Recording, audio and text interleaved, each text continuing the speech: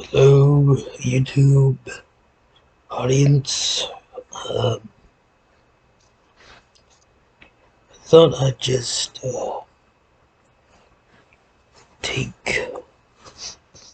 make video reading a selected piece from this book by neuroscientist Francis Crick, The Astonishing Hypothesis.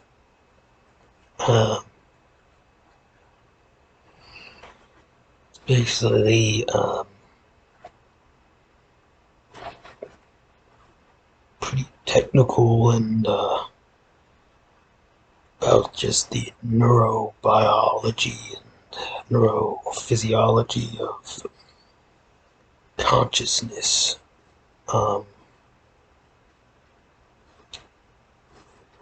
It was written in 1994, but I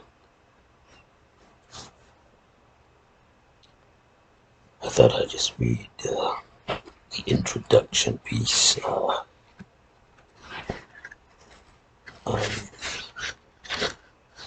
those interested in listening.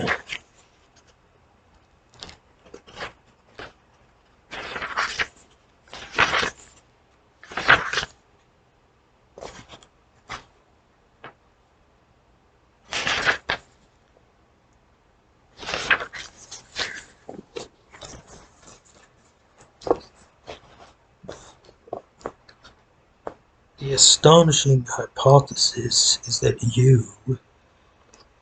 your joys, your sorrows, your memories, and your ambitions, your sense of personal identity and free will, are in fact no more than the behavior of a vast assembly of nerve cells and their associated molecules. As Lewis Carroll's Alice might have phrased it, you're nothing but a pack of neurons. This hypothesis is so alien to the ideals of most people alive today that it can truly be called astonishing. The interest of human beings in the nature of the world, and about their own natures in particular, is found in one form or another in all peoples and tribes, however primitive. It goes back to the earliest times in which we have written records, and are most certainly from before that, to judge from the widespread occurrence of careful human burial. Most religions hold that some kind of spirit exists that persists after one's bodily death, and to some degree embodies the essence of the human being. Without its spirit, a body cannot function normally, if at all. When a person dies, his soul leaves his body, although what happens after that, whether the soul goes to heaven, hell, or purgatory, or alternatively is reincarnated in a donkey or a mosquito, depends upon the particular religion. Not all the religions agree in detail, but this is usually because they are based on different revelations. Contrast the Christian Bible and the Muslim Quran. In spite of differences among religions, there is broad agreement on at least one point. People have souls in the literal and not merely the metaphorical sense. These beliefs are held, in many cases, held strongly and aggressively by the majority of human beings alive today. There are, of course, a few exceptions. At one point, a minority of some of the more extreme Christians, following Aristotle, doubted whether women had souls, or at least had souls of the same quality as men. Some religions, such as Judaism, put little emphasis on life after death. Religions differ as to whether animals have souls. An old joke suggests that philosophers, in spite of all their differences, fall broadly into two classes. Those who own dogs, it is said, are confident that dogs have souls. Those who do not deny this. Yet a minority of people today, including a large number in the former communist countries, is inclined to a totally different view. Such people believe that the ideal of a soul, distinct from the body and not subject to our known scientific laws, is a myth. It is easy to see how such myths could have arisen. Indeed, without a detailed knowledge of the nature of matter and radiation, and of biological evolution, such myths appear only too plausible. Why then should this basic concept of the soul be doubted? Surely if almost everyone believed it, this is, in itself, prima facie, evidence for it. But then some 4,000 years ago almost everyone believed the earth was flat.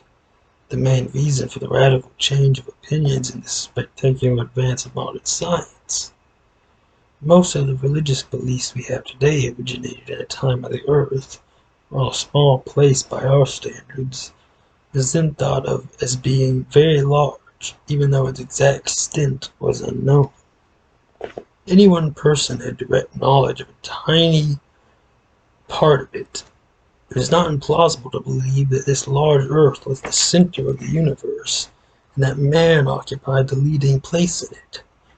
The earth's origins seemed lost in the midst of time, and yet the span of time thought to be involved, while it seemed long in terms of human experience, we now know to be ridiculously short. It was not implausible to believe that the earth was less than 10,000 years old. We now know its true age is about 4.6 billion years. The stars seem far away, fixed perhaps in a spherical firmament, but that the universe extended as far as it does, more than 10 billion light years, was almost inconceivable. An exception has been made here for certain Eastern religions, such as Hinduism, that take pleasure in inflating times and distances for the sheer joy of it. Before Galileo and Newton, our knowledge of the basic physics was primitive. The movements of the sun and the planets seemed to be regular in some very intricate way. It was not totally unreasonable to believe that they needed angels to guide them. What else would make their behavior so regular? Even in the 16th and 17th centuries, our understanding of chemistry was largely incorrect.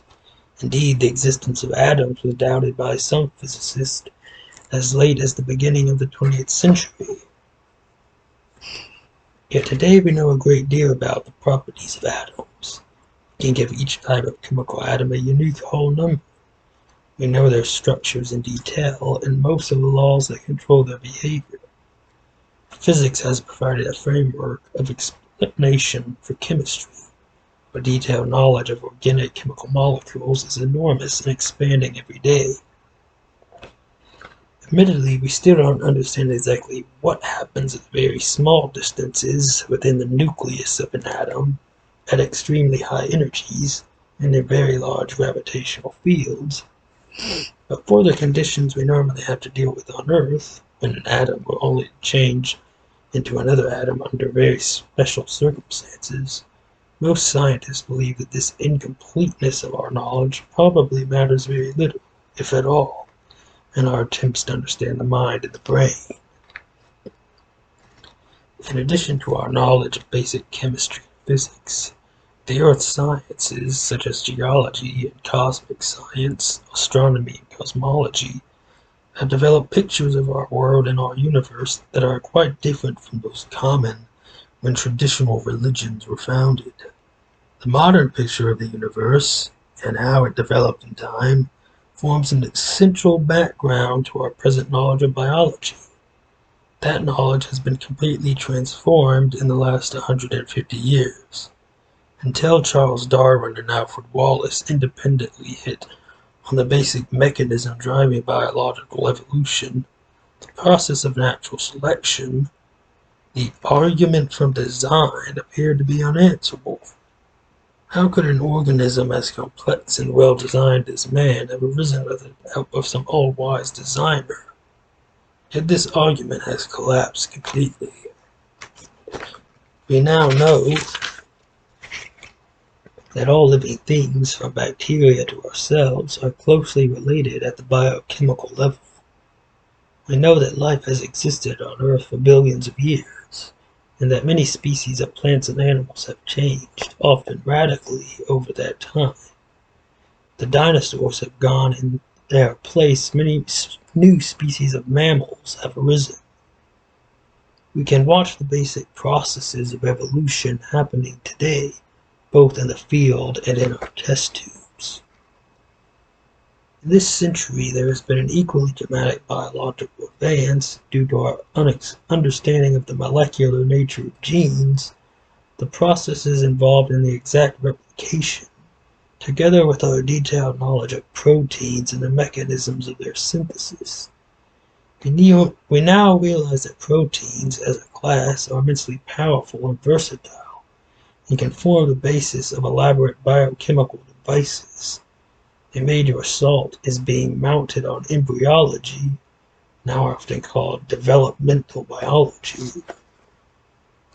The fertilized egg of a sea urchin normally divides many times, eventually turning into a mature sea urchin.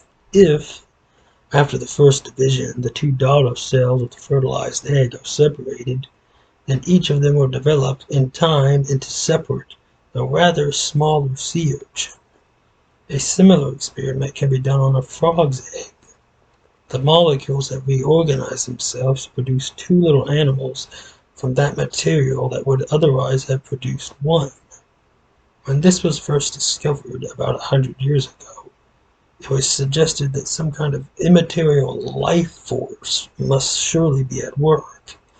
It seemed inconceivable that this dramatic doubling of a living creature could have been explained on a biochemical basis, that is, using the properties of organic and other molecules and their interactions. Nowadays we feel that we shall have no difficulty in principle in working out how this can happen, although we expect the explanation to be complex. The history of science is littered with statements that something was inherently impossible to understand. We shall never know what the stars are made of. In many cases, time has shown these predictions to be incorrect. A modern neurobiologist sees no need for the religious concept of a soul to explain the behavior of humans and other animals. One is reminded of the question Napoleon asked after Pierre-Simon Laplace had explained to him the workings of the solar system. Where does God come into all this? To which Laplace replied, "Sire, I have no need of that hypothesis." Not all neuroscientists believe the idea of the soul is a myth. Sir John Eccles is the most notable exception, but certainly the majority do. It is not that they can yet prove the idea to be false. Rather, as things stand at the moment, they see no need for that hypothesis. Looked at in the perspective of human history, the main object of scientific research on the brain is not merely to understand and cure various medical conditions, important though this task may be, but to grasp the true nature of the human soul. Whether this term is metaphorical or literal is exactly what we are trying to discover. Many educated people, especially in the Western world, also share the belief that the soul is a metaphor and there is no personal life either before conception or after death. They may call themselves atheists, agnostics, humanists, or just lapsed believers, but they all deny the major claims of the traditional religions. Yet this does not mean that they normally think of themselves in a radically different way. The old habits of thought die hard. A man may, in religious terms, be an unbeliever, but psychologically he may continue to think of himself in much the same way as a believer does, at least for everyday matters. We need, therefore, to state the idea in stronger terms. The scientific belief is that our minds, the behavior of our brains, be explained by the interactions of nerve cells and other cells, and the molecules associated with them. This is to most people a really surprising concept. It does not come easily to believe that I am the detailed behavior of a set of nerve cells, however many they may be and however intricate their interactions. Try for a moment to imagine this point of view. Whatever may say Maybell, I know I'm in there somewhere looking out on the world.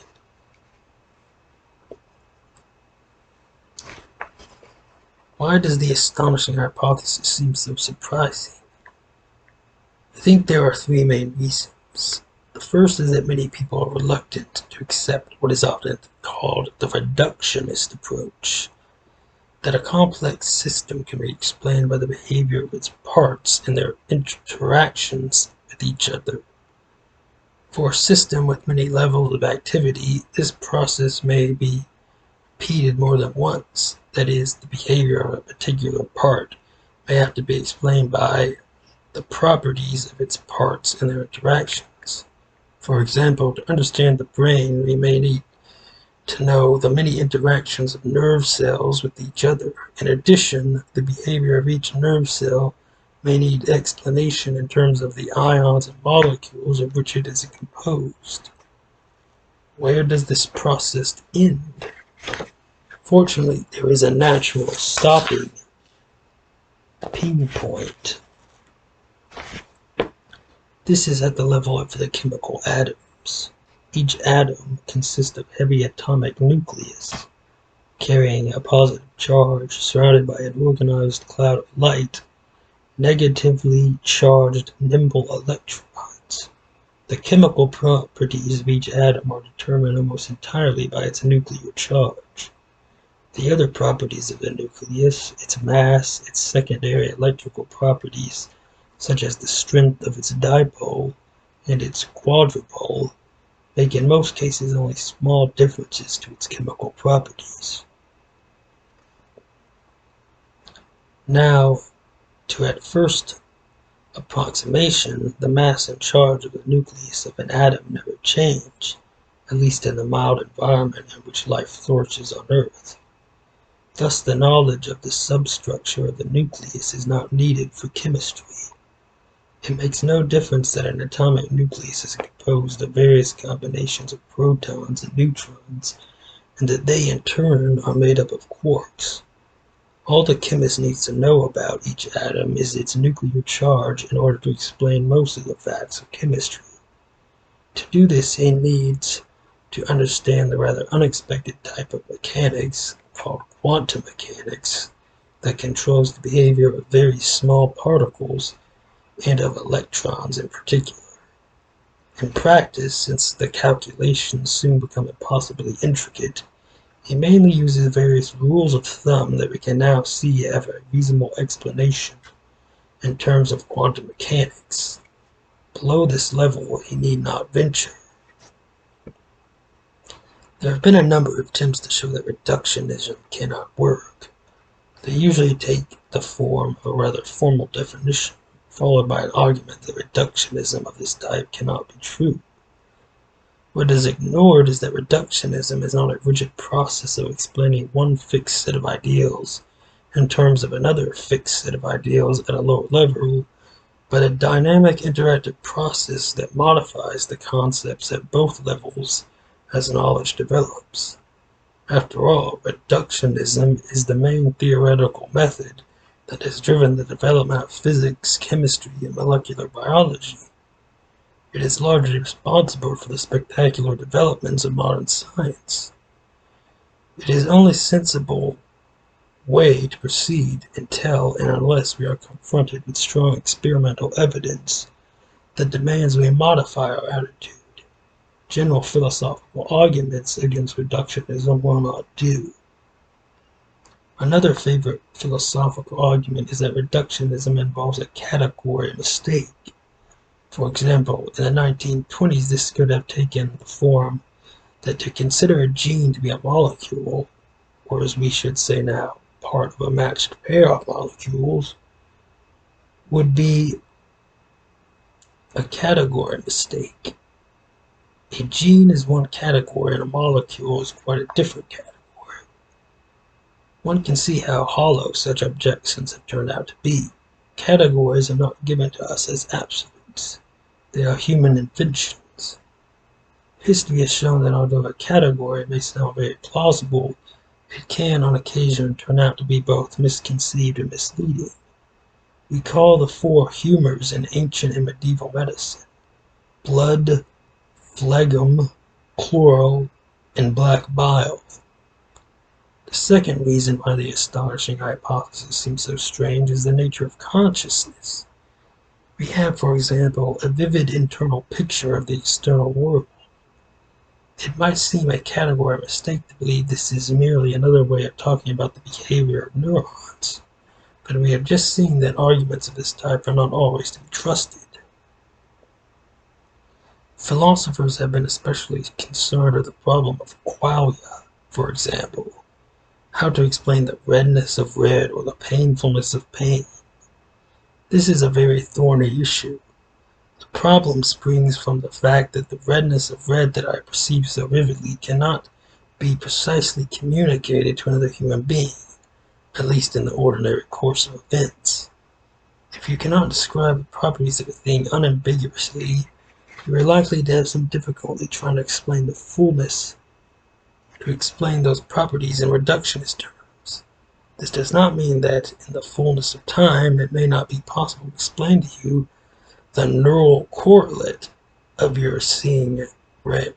In other words, we may be able to say that you perceive red if and only if certain neurons and or molecules in your head behave in a certain way. This may or may not suggest why you experience the vivid sensation of color and why one sort of neural behavior necessarily makes you see red while another makes you see blue rather than vice versa. Even if it turns out that the redness of red cannot be explained because you cannot communicate that redness to me, it does not follow that we cannot be reasonably sure that you can see red in the same way that I see red. If it turns out that the neural correlate of red is exactly the same in your brain as in mine, it would be scientifically plausible to infer that you see red as I do. The problem lies in the word exactly. How precise we have to be will depend on detailed knowledge of the processes involved. If the neural correlate of red depends in an important way on my past experience, and if my past experience is significantly different from yours, then we may not be able to deduce that we both see red in exactly the same way. One may conclude, then, that to understand the various forms of consciousness, we first need to know their neural correlates. The third reason why the astonishing hypothesis seems strange springs from our undeniable feeling that our will is free. Two problems immediately arise. Can we find a neural correlate of events we consider to show the free exercise of our will? And could it not be that our will only appears to be free? I believe that if we first solve the problem of awareness or consciousness, the explanation of free will is likely to be easier to solve. I've used the terms awareness and consciousness more or less interchangeably, although I tend to use awareness, as in visual awareness, for some particular aspect of consciousness. Some philosophers make a distinction between them, but there is no general agreement as to how such distinction should be made. I must confess that in conversation I find I say consciousness when I want to startle people, and awareness when I am trying not to. How did this extraordinary neuronal machine arise? To understand the brain, it is important to grasp that it is the end product of a long process of evolution by natural selection. It has not been designed by an engineer, even though, as we shall see, it does a fantastic job in a small space and uses relatively little energy to do it. The genes we receive from our parents have, over many millions of years, been influenced by the experience of our distant ancestors. These genes and the processes directed by them before birth lay down much of the structure of the parts of our brain. The brain at birth, we now know, is not a tabula rasa, but an elaborate structure with many of its parts already in place. Experience then tunes this rough and ready apparatus until it can do a precision job. Evolution is not a clean designer. Indeed, as Francois Jacob, the French molecular biologist, has written, evolution is a tinkerer. It builds, mainly in a series of smaller steps, on what was there before. It is opportunistic. If a new device works, in however odd a manner, evolution will try to promote it. This means that changes and improvements that can be added to existing structures with relative ease are more likely to be selected, so the final design may not be a clean one, but rather a messy accumulation of interacting gadgets. Surprisingly, such a system often works better than a more straightforward mechanism that is designed to do the job in a more direct manner. Thus, the mature brain is the product of both nature and nurture. We can see this easily in the case of language. The ability to handle a complex language fluently appears to be unique to human beings. Our nearest relatives, the apes, perform very poorly at language use even after extensive training. Yet the actual language we learn is obviously heavily dependent on where and how we were brought up. Two more philosophical points need to be made. The first is that much of the behavior of the brain is emergent. That is, behavior does not exist in its separate parts, such as the individual neurons. An individual neuron is in fact rather dumb. It is an intricate interaction of many of them together that can do such marvelous things. There are two meanings of the term emergent. The first has mystical overtones and implies that the emergent behavior cannot in any way, even in principle, be understood as the combined behavior of its separate parts. I find it difficult to relate to this type of thinking. The scientific meaning of emergent, or at least the one I use, assumes that while the whole may not be the simple sum of the separate parts, its behavior can, at least in principle, be understood from the nature and behavior of its parts, plus the knowledge of how all these parts interact. A simple example from elementary chemistry would be any organic compound, such as benzene. A benzene molecule is made of 6 carbon atoms arranged symmetrically in a ring with a hydrogen atom attached on the outside of the ring to each carbon atom. Apart from its mass, the properties of a benzene molecule are not in any sense the simple arithmetical sum of the properties of its 12 constituent atoms. Nevertheless, the behavior of benzene, such as its chemical reactivity and its absorption of light, can be calculated if we know how these parts interact, although we need quantum mechanics to tell us how to do this. It is curious that nobody derives some kind of mystical satisfaction by saying the benzene molecule is more than the sum of its parts, whereas too many people are happy to make such statements about the brain and nod their heads wisely as they do. The brain is so complicated, and each brain is so individual, that we may never be able to obtain second-to-second detailed knowledge of how particular brain works. But we may hope to at least understand the general principles of how complex sensations and behaviors arise in the brain from the interactions of its many parts. Of course, there may be important processes going on that have not yet been discovered. I suspect that even if we were told the exact behavior of one part of the brain, we might in some cases not immediately understand the explanation, since it might involve new concepts and new ideals that have not yet been articulated. However, I do not share the pessimism of some who think that our brains are inherently incapable of grasping such ideas. I prefer to confront such difficulties, if indeed they exist, when we come to them. Our brains have evolved and developed so that we can deal fluently with many concepts related to our everyday world. Nevertheless, well-trained brains can grasp ideas about phenomena that are not part of our normal experiences, such as those of relativity and quantum mechanics.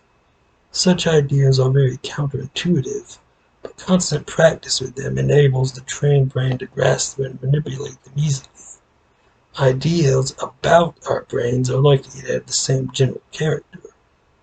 They may appear very strange at first, but with practice, we may hope to handle them with confidence.